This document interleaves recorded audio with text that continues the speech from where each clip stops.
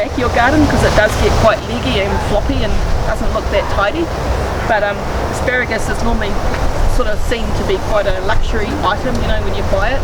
But it's actually pretty easy to grow, and so I've got the box built out of macrocapa and got it all stained and everything.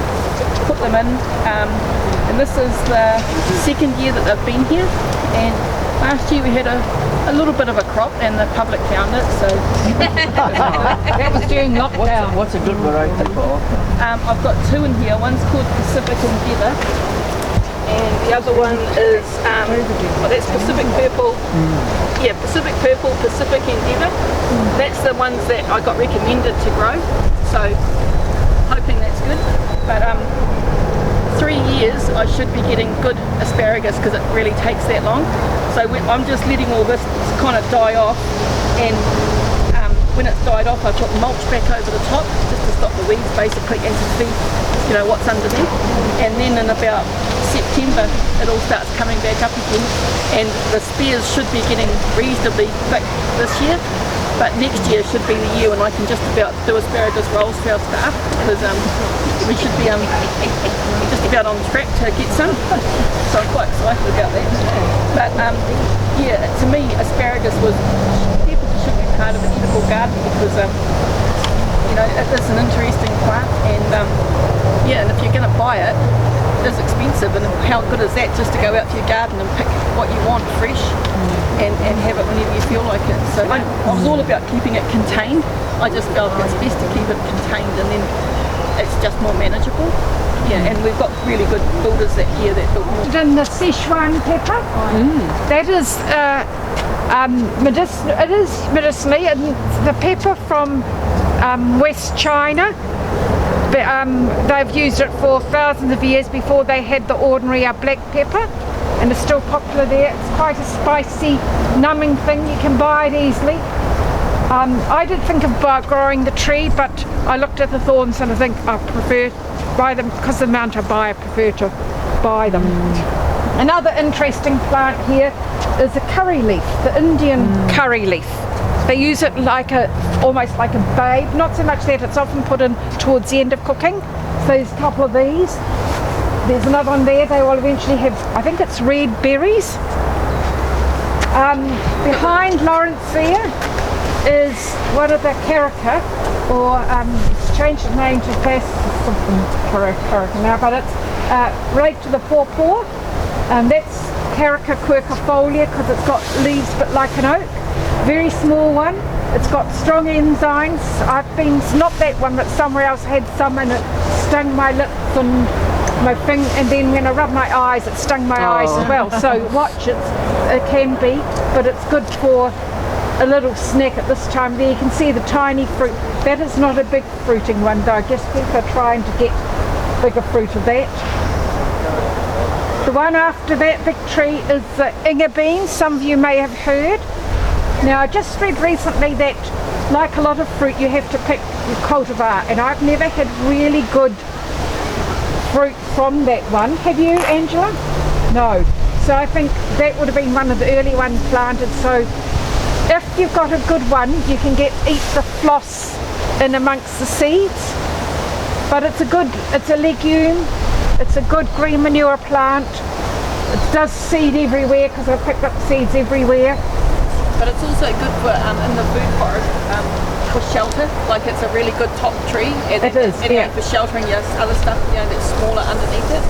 So it's probably not your top go-to choice for eating, but it does serve another purpose. I have heard of people who've had good ones that managed to sell the pods for quite a good price. But I think you might have to, like a lot of fruit, you have to select the right cultivar. And it seems to be semi-deciduous because it was looking quite sad in winter, wasn't it? Yes. No, just before winter, in autumn, and we were wondering but it came away again. Yep. Where is it from? What's its country of origin? South America, I believe. Right. Our bananas, this is a really good spot for them because it's quite sheltered with the shed and the trees and everything like that. And with our compost bins behind them, we're not making like hot compost or top quality compost or anything like that, but sort of what we're making, it just breaks down and then we've been just raking it all out under the bananas, and since we've been doing that, they've really gone off well. And Kathrina's been, this is kind of her thing when she comes to volunteer, is chopping down anything that's dead, and we've just been leaving the chopped up bits around them, you know, to feed them in that. But we certainly get quite a few bunches, and most people are quite surprised that we've actually got fruiting bananas in Auckland. But I think also it's to do with all the climate that's changing and everything like that, you know, that we're able to do all that. So yeah, so that's actually, I like having that there. I think it's really nice. Ben can tell us more, but the important thing is once the banana stalk has flowered and fruited, it will not produce any more. So you cut it off, and they are gross feeders, so if you can, chop up everything, put it around the bottom. They love grass clippings, and you want to thin them out. Now, Ben will tell us more in the bananas. Yeah. Basically, you'd most likely cut half of those out, wouldn't you, Ben, for yours? Yeah. But I like having quite a few stalks, because when I want smaller bunches, I don't want big bunches, because for me, having a small, once one starts right, the whole lot. So if you've got 100 bananas, what on earth do you do? Freeze them for banana cake. And dried ones aren't that nice. I think I've tried it one. But anyway, if you thin them out, tidy them up, and give them lots of compost is good. Over here, this tree is a Cashmeroa edulis. Now, it had to have a few fruits a couple of weeks ago. Ice cream fruit. I think this one, I have difficulty with mine. Not all of them set fruit very well, but this does have a lot of small fruit. They are actually not pollinated that well, so you get the small and don't have big seeds in. But I like the fruit. Angela doesn't. It's sort of quite a soft. You will not see them in the market much because the skin is very soft. You've got to eat it straight off the tree. I used to have Yeah. short-lived, and like you said, they were small. Yeah. Lots of small. But this, I have had, when they fell off the tree,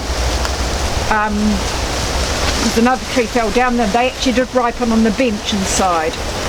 I like the fruit, Cashmeroa, and they often fruit where there may not be that much else too often.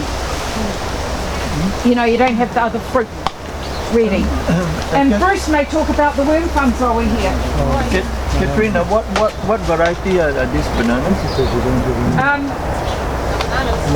The name's down here somewhere. It's Nay Kuvan, is it? Pachanada. Pachanadan.